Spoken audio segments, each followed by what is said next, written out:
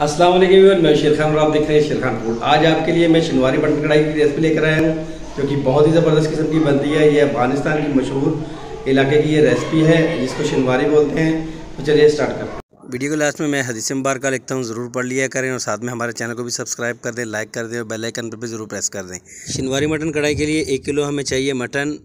इसमें कुछ हड्डी वाला गोश्त और कुछ बगैर हड्डी के हैं, तो आपको दिखाते हैं। ये देखिए छोटे छोटे पीस हैं इसके, बस इतने ही पीस इसके बहुत ही अच्छे बनते हैं। सबसे पहले हम इसको प्रेशर कुकर में डालेंगे और इसमें इतना पानी डालेंगे बस इसमें ये गोश्त डिप कर जाए। कुछ मसाले ऐड करते हैं। ज़ीरा चाहिए हमें 1 टेबल स्पून, 1 बादियान का फूल चाहिए, 4 से 5 लौंग चाहिए, 1 जलवतरी का फूल चाहिए, 2 दालचीनी के टुकड़े चाहिए, 2 तेज़पत्ते चाहिए, 1 बड़ी इलायची चाहिए। नमक जो है हस्बे ज़ायक़ा लेंगे। 20 मिनट तक इसको हम प्रेशर पर लगाएंगे। 20 मिनट हो चुके हैं यहाँ पे। ये देखें माशाल्लाह से हमारा गोश्त बन के तैयार हो चुका है। अब हम इसको एक लोहे की कढ़ाई में डालेंगे। आपके पास लोहे की कढ़ाई नहीं है तो आप कोई भी ले सकते हैं कढ़ाई। मैंने 5 टेबल स्पून इसमें घी शामिल कर लिया है, 1 टेबल स्पून इसमें लहसुन का पेस्ट शामिल किया है और 1 टेबल स्पून इसमें अदरक का पेस्ट शामिल किया है। लहसुन अदरक के पेस्ट को थोड़ा सा हम फ्राई करेंगे, यानी कि हल्का सा भूनेंगे इसको।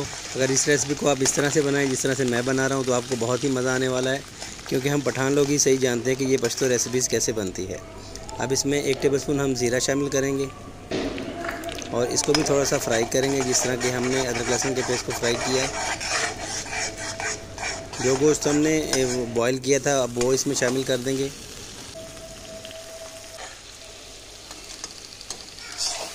इस मटन की गोश्त को हम अच्छे से फ्राई करेंगे, तकरीबन 8 से 10 मिनट तक इसको इस तरह से फ्राई करते रहेंगे ताकि इसका अच्छा सा कलर आ जाए। फिर इसमें हम मज़ीद इंशाल्लाह कुछ चीज़ें ऐड करेंगे। मटन का गोश्त जो है वो फ्राई हो चुका है। अब 1 कप इसमें दही डालेंगे और आधा कप जो है इसमें हम दूध का डाल देंगे।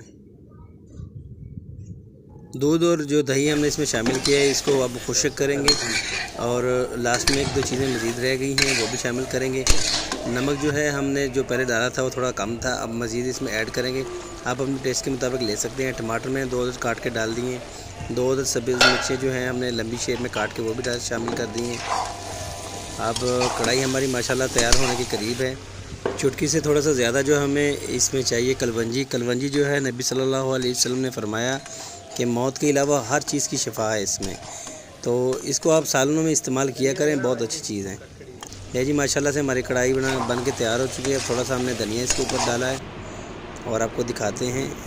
ये देखिए माशाल्लाह से कितना नरम बना है और कितना लजीज़ है। ये तो आप खा के जब देखेंगे तो हमें कमेंट्स करके ज़रूर बताइएगा। नेक्स्ट वीडियो के लिए अल्लाह हाफ़िज़।